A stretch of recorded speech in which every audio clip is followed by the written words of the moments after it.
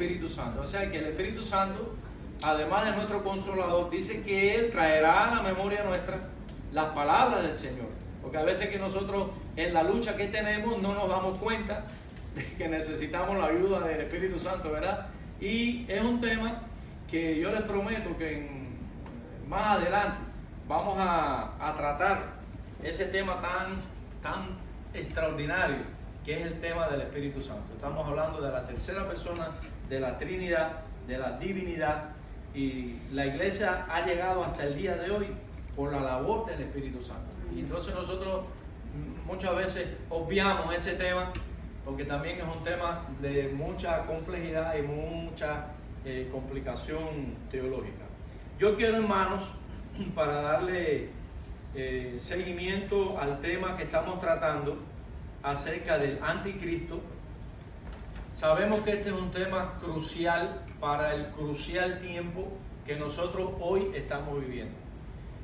Cada fenómeno que altera el orden natural de la convivencia de los seres humanos, ya sea en el orden político, ya sea en el orden militar, ya sea en el orden económico, cualquier cosa que se sale del orden normal, la gente comienza a preocuparse, la gente comienza a hacer reflexiones, y la iglesia no está exento de eso. Hay muchos líderes que también dan sus pronósticos, dan sus criterios, dan sus ideas, y algunas veces no nos damos cuenta que se está dejando la palabra un poquito al lado, porque las evidencias que vemos como evidencia al fin, creemos que ya por ver la evidencia ya lo entendemos. No nos damos cuenta algunas veces lo que está sucediendo a través de esa evidencia. Es un mensaje que el Señor está dando para que nosotros entendamos lo que ya la palabra había establecido. Entonces, estos son elementos muy básicos, muy fundamentales. Y el tema del anticristo es un tema tan dejado, tan olvidado y también tan mal interpretado y lamentablemente tan mal manipulado, que las iglesias están desprovistas de las herramientas necesarias para poder estar fuertes frente a ese espíritu maligno. Porque ¿cuántos tenemos el Espíritu Santo hoy aquí? Amén. Amén. Pero no olvidemos que junto con la iglesia que tiene el Espíritu Santo, ¿qué más hay?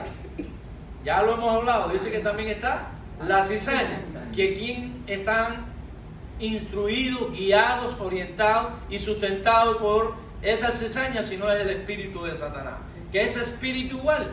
Entonces tenemos que tener el discernimiento para saber cuando hay algo que es del Espíritu de Dios o es del espíritu de Satanás. Porque Satanás predica, porque Satanás enseña, pero él enseña de una manera diferente a como debemos enseñar. O sea que él enseña poniendo ingredientes que no están en el evangelio original. Estamos dando una pequeña introducción, otra vez pequeño recordatorio para los hermanos que no habían podido estar anteriormente. Entonces el tema de hoy, o la clase de hoy, vamos a nombrarla la institucionalidad del anticristo. ¿Cómo fue institucionalizado el anticristo? O sea, en la etapa que hemos hablado ahora, hemos estado hablando acerca precisamente de cómo surgió el anticristo, la advertencia que hizo el apóstol Juan: hijitos, eso está en 1 Juan 2:18, ¿recuerdan? Hijitos, ya es el último tiempo, y oíste que viene, ya en este último tiempo, ya aparecieron esos anticristos, que son los que el Señor Jesucristo habló, que sería esa cizaña. Es decir, sería un cristianismo parecido, un cristianismo que confunde, un cristianismo que parece ser, pero que en realidad no lo es. ¿Por qué? Porque predican de Cristo, predican de Dios, tienen una doctrina, pero cuando tú comienzas a observar la intención o la manipulación que hay detrás de esa enseñanza, te das cuenta que no viene de Dios. Y hay una frase que en estos días se asomó a mi mente y ahora el Señor la retorna a mi memoria. Dice el Señor Jesucristo: muchos dirán en aquel día, Señor, Señor, y en tu nombre, ¿qué hicimos? ¿En nombre de quién? En tu nombre echamos fuera demonios. Echaron fuera demonios. En tu nombre predicamos, en tu nombre sacamos los pies en el camino. ¿Y qué le dijo el Señor? Oigan, dice, apartados de mí, nunca os conocí. ¿Hacedores de qué? De maldad. Y están echando fuera demonios en el nombre del Señor. Entonces hay una complejidad espiritual que la iglesia por muchos años ha ignorado, y por eso ha habido un despertar, o ha habido un fenómeno moderno que la Biblia ya se anticipó y dijo que es la apostasía. O sea, la apostasía es un movimiento que surge dentro de la iglesia, que se basa fundamentalmente en aquellos que no son cristianos, o en aquellos que parecen ser cristianos, que usan la palabra de Dios. Y vamos a ver hoy quiénes son esos, que en la clase anterior hablamos sobre los lobos rapaces, o hablamos sobre las aves de rapiña, ¿entiendes? Que dan la apariencia de ser cristianos, pero dan la apariencia, pero no lo son. Dice Juan, ahí mismo en el versículo que leímos, dice que estos salieron de nosotros, porque no eran de nosotros.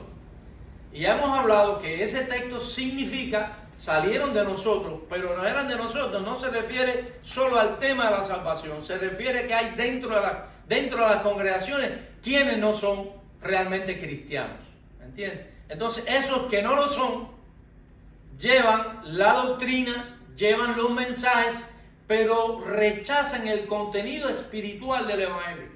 Y hablamos que el contenido espiritual del Evangelio, ¿cuál es? Primero, ¿qué cosa era? Un pequeño repaso. Primero, nuevo nacimiento. El nuevo nacimiento, ¿qué cosa es el nuevo nacimiento? Arrepentimiento de nuestros pecados, confesión de pecado, me arrepiento.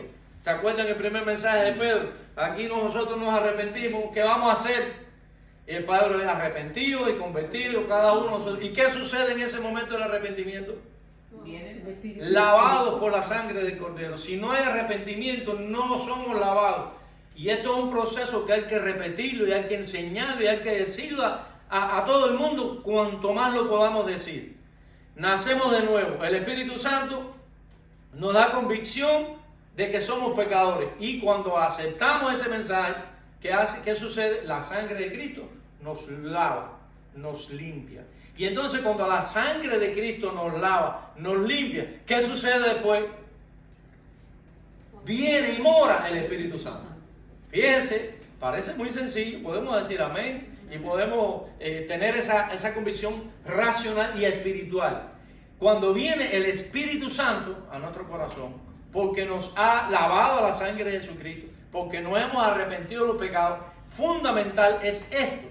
¿Por qué? Porque la iglesia en la que no se enseña esta verdad sencilla, puede que muchas congregaciones, muchos pastores, inviten a la congregación para recibir la unción, para recibir al Espíritu Santo. Sin embargo, no ha habido, no estamos diciendo que es todo, sino los que son cizañas, que no han venido a confesar sus pecados, corazones no han sido lavados por la sangre, el Espíritu Santo no mora. Entonces, si tú desde el púlpito, tú le estás llamando a la gente, vengan a recibir el don, vengan a recibir el Espíritu, vamos a hablar nuevas lenguas.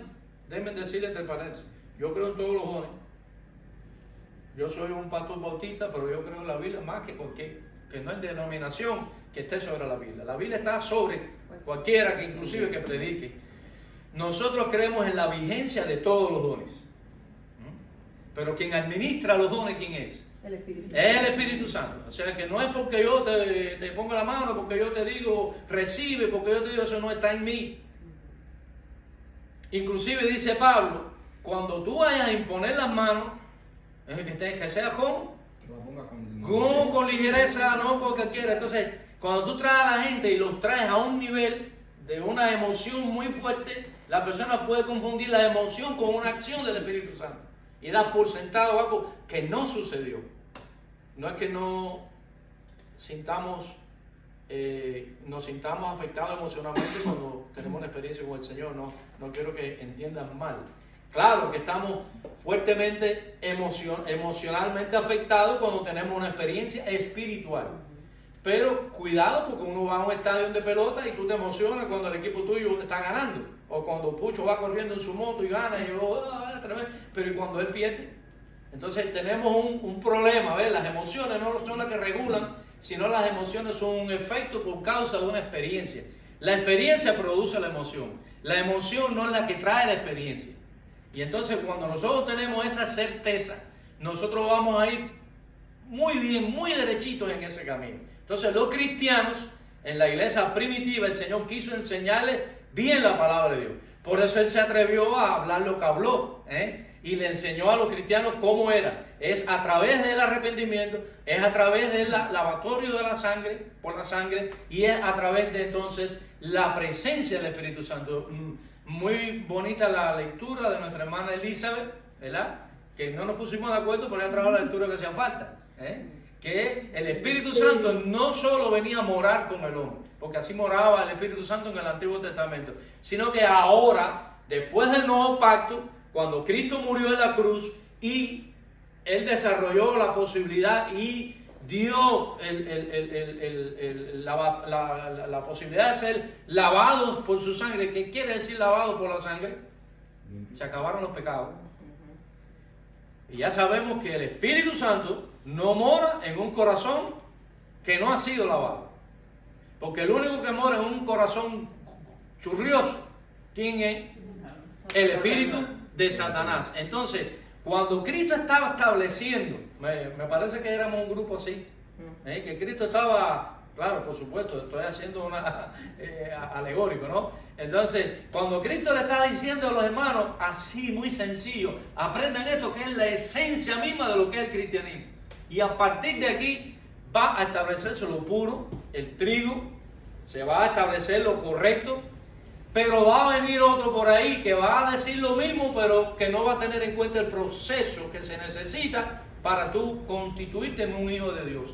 Si no es este el método, si no hay un nuevo nacimiento, usted es una persona que puede estar ocupando cargos, puede estar haciendo lo que sea dentro de la iglesia, usted no es cristiano. Entonces, yo espero que todos aquí tengamos esta experiencia, aún los niños, gracias al Señor, que ellos también Dios les da capacidad para entenderlo. Yo quiero recibir a Cristo en mi corazón. Yo voy, y cuando tienes esa experiencia, y eso es algo que es una relación del individuo con Dios, y ese es el milagro. Y ese es el milagro maravilloso, porque el recibir el Evangelio, hermano, es uno de los momentos más solemnes y es uno de los momentos más sagrados de un ser humano. ¿Estamos de acuerdo en eso, verdad? Sí. Ese momento en el que tú naces es el momento más solemne que puede tener ese individuo. Porque ya sabemos que hay otros por ahí en el mundo que están predicando ese otro evangelio vaciado de su contenido espiritual y de la santidad. Nosotros creemos que la santidad es un elemento porque ya somos santos por el hecho de haber nacido de nuevo.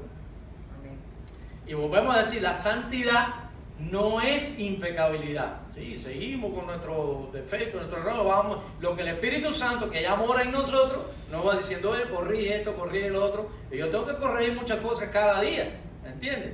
Pero ya Dios, pero lo puedo hacer porque ya Dios me consagró para Él.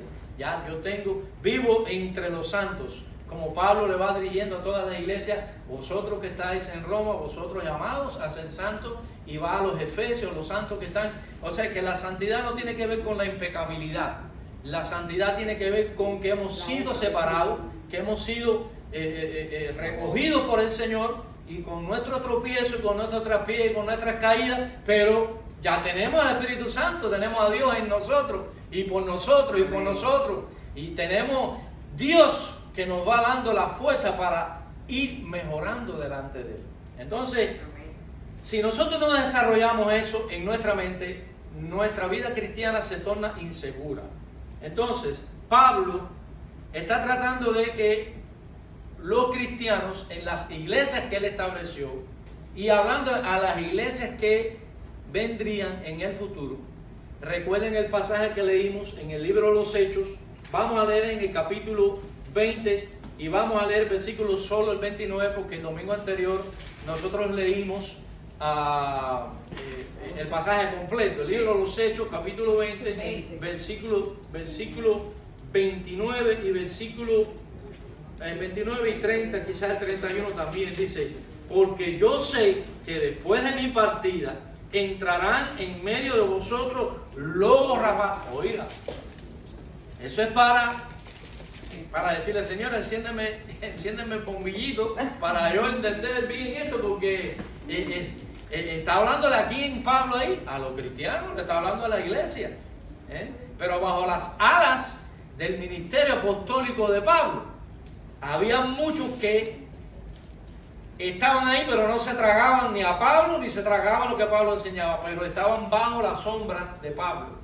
Entonces ellos bajo la sombra de Pablo y la influencia extraordinaria del ministerio de Pablo, ellos navegaban, pero no se tragaban lo que Pablo enseñaba. Y después que Pablo se iba, ellos iban a tomar, iban a copar las posiciones de liderazgo, iban a comenzar a tener influencia y comenzaban a desviar la congregación. ¿Era porque decían que Cristo no era Dios? No, eso vino después, unos añitos después, cuando Arrio, que fue el primer hereje, uno de los primeros.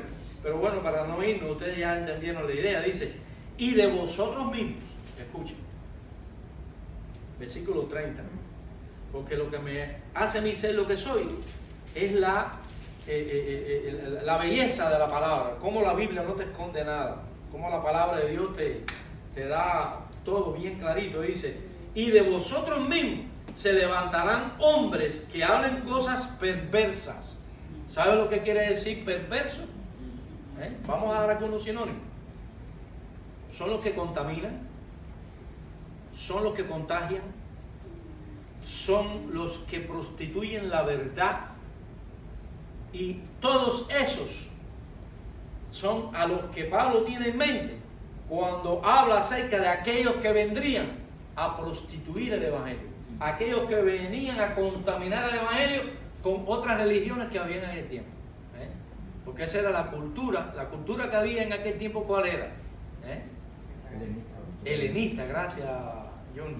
Es decir, la cultura helenista era una cultura que se había desarrollado fundamentalmente entre las personas que vivían, judíos que habían ido a otros lugares, sobre todo Grecia, aquella cultura grecorromana, en la que se estableció ese principio, y estaban los otros que creían otras religiones que comenzaron a traer trastorno a la iglesia, porque veían que el evangelio era bueno, pero los parámetros y el fundamento sobre el que descansaba la iglesia ellos no querían asimilar. El contenido espiritual ellos no lo querían. Veían el cristianismo como una religión más, y entonces a eso es lo que ellos se dedicaron. Entonces dice, y de vosotros mismos se levantarán hombres que hablen cosas perversas para arrastrar tras sí ¿a quiénes? A los discípulos. Quiere decir que desde el mismo inicio del evangelio ya nosotros vemos los anticristos en función de la obra diabólica oscura. Por eso no nos sorprende, por eso no nos coge de sorpresa de la razón por la cual hay tantas iglesias que están en el camino de la apostasía. La apostasía es irse de la doctrina sana. La apostasía es irse de las enseñanzas originales. Y aunque echen fuera demonios, aunque hagamos milagros, aunque tengamos evidencia material para demostrar que a mí Dios me ha bendecido más que a ti, porque entonces comienza el evangelio a perder su esencia espiritual y comienza a transformarse en una necesidad y una aspiración de lo material, y la esencia espiritual sobre la que descansa el evangelio comienza a perderse. Entonces vamos a competir que el que más tiene es el que más Dios le bendice. Entonces Bill Gates es un niño bendecido por Dios. Entonces Elon Musk son ángeles que Dios se le cayó del cielo, porque son la gente que más dinero tiene en el mundo, y lo que pertenecen es a una élite globalista que el Satanás los está usando muy poderosamente en el mundo. Entonces las bendiciones materiales no son las que ponen de manifiesto que una persona es bendecida por Dios. Si Dios te quiere hacer rico y Dios te quiere hacer millonario porque tú tienes el talento, porque por la razón que sea, Dios lo va a hacer, amén. Pero es que eso no distingue que tú vas a ser más espiritual que el que es un barrendero en la calle que no tiene un kilo partido por la mitad, como decíamos allá en Pinar del Río. Entonces, la verdadera riqueza es el contenido espiritual del evangelio. Es nuestra salvación eterna lograda por Cristo en la cruz. Ahí sí somos ricos y millonarios.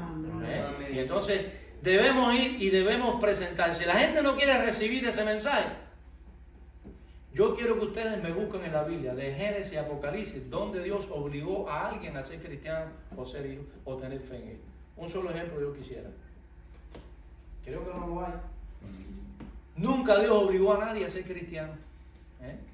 Por eso Él ama tanto a las personas que voluntariamente dicen, yo entiendo que tú eres Dios y yo quiero ir a ti, yo quiero buscarte, yo quiero arrepentirme de todos mis pecados. Eso es lo que Dios quiere que nosotros hagamos. Entonces, hermanos, miren qué interesante. Dice que se levantarán tras sí hombres perversos, enseñarán otro evangelio, que Pablo dijo anteriormente, porque no hay otro evangelio. Hay un solo evangelio. Cuando tú empiezas a ponerle a ese evangelio lo que no es de él, ya eso no es evangelio. Y dice que había que tener cuidado en eso. Vamos a leer 31 también. Dice, por tanto, velad, acordándoos que por 3 años, de noche y de día, no he cesado de amonestar con lágrimas a cada uno. Pablo cumplía. Pablo no buscaba el reconocimiento de los hombres. Pablo no buscaba el tener un estatus dentro de la sociedad, ni en lo económico ni en lo político. Yo no he rehusado el enseñarle cada palabra de Dios. Dice, por eso lean este pasaje, Hechos 20, 18 al 32. Les doy de tarea para que lo lean cuando lleguen a la casa, porque ahí Pablo está haciendo un resumen de su ministerio y salvando su responsabilidad delante del Señor. Y dice, por tanto, velad. O sea, ya no es responsabilidad de Pablo, es responsabilidad de ¿quién? De cada uno de nosotros. Ahora ya yo te di la doctrina, ya yo cumplí con lo que tenía delante de Dios en enseñarlo. Ahora en lo adelante ustedes tienen que aprender a caminar. Ustedes ya nacieron. Y ya los niños aquí aprendieron a caminar. Y después van a aprender a las otras cosas que son normales en la vida. Quiere decir que el nacimiento da la oportunidad a todo ese potencial en el futuro. Dice que él lo hacía con lágrimas. Y dice, cuando fui a vosotros, fui con toda humildad, con lágrimas, con pruebas que me han venido por las acechanzas de ¿quién? De los judíos. Es decir, Pablo fue un hombre extraordinario, sí. Un ejemplo de apóstol. Él no buscaba otra cosa que poner en la mente de los cristianos, poner en la mente de los hijos de Dios la palabra que venía de ¿quién? De Dios, por medio de ¿quién? Del Espíritu Santo. Así que esa es la... Y aunque parece que estamos en estos domingos haciendo mucha redundancia en lo mismo, pero es necesario enfatizar hasta que lo podamos entender, hasta que cuando estemos en otro lugar o estemos escuchando a otra persona predicar, sepamos bien de lo que se trata, para que esas enseñanzas no nos corran, porque son vientos de doctrina y los vientos hacen daño. Los vientos te empujan, los vientos pueden crear desastre en nuestra vida. ¿Por qué? Porque nos empujan y como no estamos bajo el ancla poderosa y las raíces fuertes, eso como hay vientos plataneros. Cuando tú ves que hay un viento, la mata de mango no se cae, el roble no se cae y los plátanos no se cayeron. Es el viento platanero, porque tumban nada más plátano. Que nosotros seamos cristianos cedro. No cristianos plátano, cualquier vientecito lo tira para el piso. Entonces, hay muchos vientos de doctrina. Sí, hermano, cómo no. Dice donde dice todo viento de doctrina, mira lo que dice ese versículo: dice, para que ya no seáis niños fluctuantes, llevados por doquier, por todo viento de doctrina. Así es. Todo el que sea llevado por todo viento de doctrina es fluctuante, no es constante. Y en la fluctuación es donde te caes. ¿Me entiendes? Porque mientras que tú estás vertical no hay problema. Pero cuando empieza un para acá y para acá, se va aflojando, y te va y cae, no se sabe dónde. Gracias, hermano, por la palabra. Entonces, hermanos, el apóstol Pablo estaba muy claro y entendía que en el ocaso de su apostolado había muchos que iban a aprovecharse de lo que él había hecho para seguir sus propios liderazgos al margen de la esencia del evangelio que él había predicado. Eso es muy común, lamentablemente. Esta preocupación de Pablo llegó a concretarse, pues rechazaron las bases espirituales de la iglesia, rechazando la experiencia de la santidad. Solo conservaron la cáscara del cristianismo. Estamos hablando ya después que Pablo dejó, dice que se echaron sobre su cuello. Yo me imagino esa experiencia porque hay hermanos que uno ama y y esa separación que iba a ser definitiva. Pablo, que había pasado 3 años y Dios usaba a Pablo haciendo milagros, y dice que Pablo era una cosa sobrenatural de Dios. Dice que los paños los mandaba al enfermo y el enfermo se sanaba, y era una cosa que Dios quiso hacerlo a través de él. Yo te puedo pañar el pañuelo que tú quieras, que a lo mejor ya tiene móvil que te va a dar escoriza. Nosotros tenemos que sujetarnos a Dios, y Él hará en nosotros lo que Él quiere. ¿Quién quiere aquí que hacer lo que Dios quiere? Amén. No lo que yo quiero, creer que Dios quiere que yo crea. Entendemos el trabalengua, ¿no? Entonces Pablo sabía eso, y yo pienso que el verdadero dolor de Pablo era ese. La gente dice que si Pablo era ciego, cuando dice hay un aguijón que he orado 3 veces al Señor para que me lo quite. Hay personas que piensan, algunos eruditos creen que eso era que Pablo estaba medio ciego y que Pablo tenía problemas en la vista. Yo pienso que el dolor grande de Pablo era por la iglesia. Él sentía tanto dolor porque sabía que después de su partida vendrían lobos rapaces y aves de rapiña a destruir ese ministerio, que ese dolor lo tenía, y él dijo: Señor, quítame este dolor. Señor, quítame esta angustia, porque esta congregación que yo amo, a estos que yo he bautizado, a estos que yo les he enseñado, esos sinvergüenza vienen ahora a estropear y a pervertir, a enseñar una doctrina que yo no he enseñado. Pablo, ese era el dolor grande que Pablo tenía. Es mi manera de observarlo. Entonces, solo conservaron la cáscara, como decíamos, para fácilmente adaptar sus intereses mundanos, así como vemos hoy. Las iglesias liberales, no, Dios es amor, todo es amor. Amor, aquí no importa, eso es, Dios te ama así como tú eres, Dios te ama. Y es como que Dios ama el pecado también. No, hermano, Dios nos ama a pesar de ser pecadores, pero no nos ama siendo pecadores. Inclusive dice el Señor Jesucristo en una oportunidad: oye, Dios no oye a los pecadores. Nosotros a veces que cometemos el error de decirle a un impío: oye, ora que el Señor te dice, yo voy a orar para que tú tengas fe en que Dios puede orar, pero Dios no oye a los impíos. No engañemos a la gente. Dios no oye a los pecadores, lo dice Cristo bien claro. Dios oye a un pecador cuando el pecador dice: aquí estoy, que ya no puedo más, aquí ven. Y yo cambia esa actitud, y entonces ya a partir de ahí comienza un proceso, ¿entienden? En que la persona puede nacer. Es el primer indicio, la primera chispa de vida. Entonces, hermanos, que esta palabra que yo les estoy dando realmente no nos moleste a ninguno, sino que esta es una palabra que nos ayude a que podamos estar motivados a que esa palabra nos pueda ayudar a crecer en nuestra fe. Amén. A amar al Señor con todo nuestro corazón. Y esta es la parte en la que Pablo prácticamente ya está finalizando su ministerio, y Pablo está dando esas recomendaciones, y todo el Nuevo Testamento, las cartas de Pablo las podemos leer, de lo preciosa que es esa palabra. Si no estamos en el Espíritu, la palabra nos da tan duro que no la queremos. Porque cuando yo estoy haciendo algo que no le agrada al Señor, esa palabra no la quiero.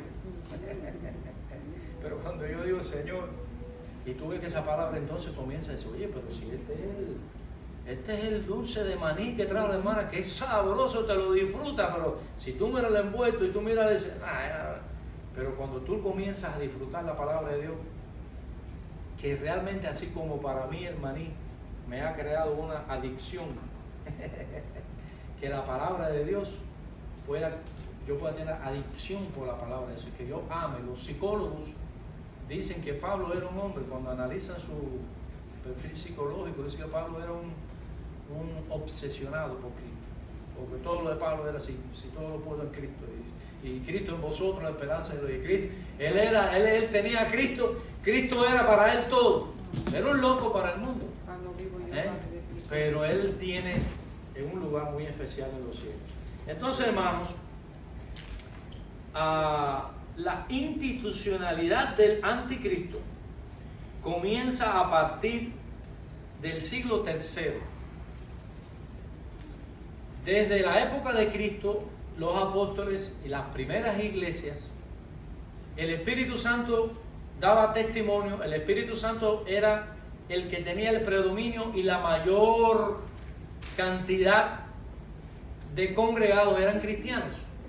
Y cuando la mayor cantidad de los cristianos, y en ocasiones todos, pero la mayor cantidad eran cristianos, ¿quién tiene la preponderancia ahí? El Espíritu Santo.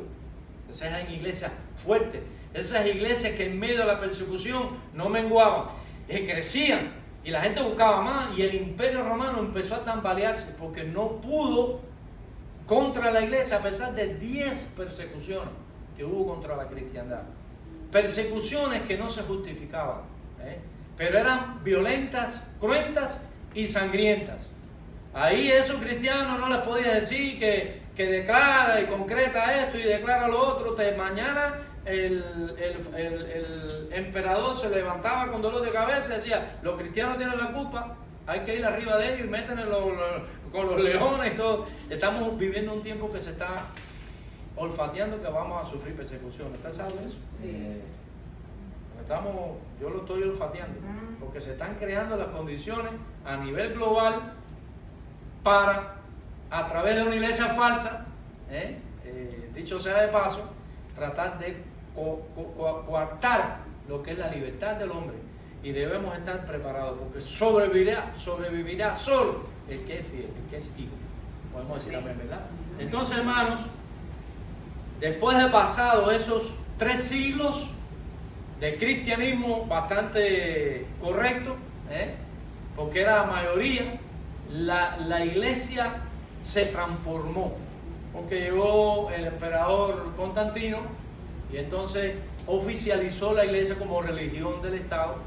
Bueno, a tal punto que el Imperio Romano se desintegró, pero la iglesia permaneció.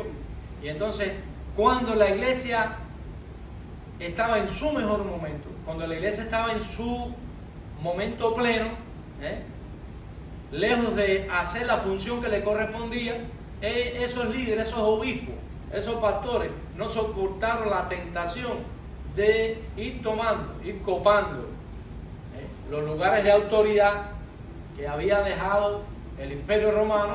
El emperador dejó Roma vacía de poder. ¿Y quién quedó ocupando todos esos lugares en Roma?